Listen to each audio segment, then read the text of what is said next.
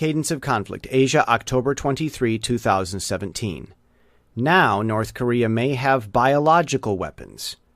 Every week the news is worse and worse. Eventually, a conflict with North Korea will feel more like a relief to the public than an outrage, just from fatigue of bad news overdose. That level of fatigue is, or at least should be, part of military logistics calculation. However, that doesn't indicate whether the U.S. plans a strike, only that increasing public support for action is yet another metaphoric cannon aimed at the Korean Peninsula. While the Kim dynasty may not wise up to the mounting forces at its doorstep, Russia and China know that public support from the U.S. shouldn't be ignored. China, however, is strengthening its long-term ambitions. The incumbent president, Xi Jinping, has been named and receiving honorary titles that place him above past presidents. There is talk of him becoming a chairman, thus equating him to Mao.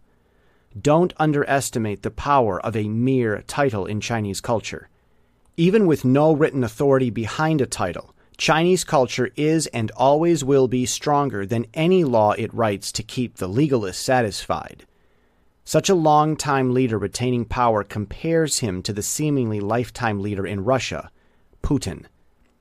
North Korea is a strategic linchpin for the China-Russia powers. Militarily, they cannot allow a united Korea, but logistically, they may not be able to stop it either.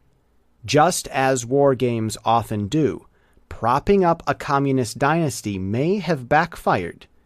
That's a lesson to everyone, the U.S. included. The U.S. might not heed warnings when the balance temporarily tips in its favor. Meddling is always a bad idea, whether you win or lose, this time.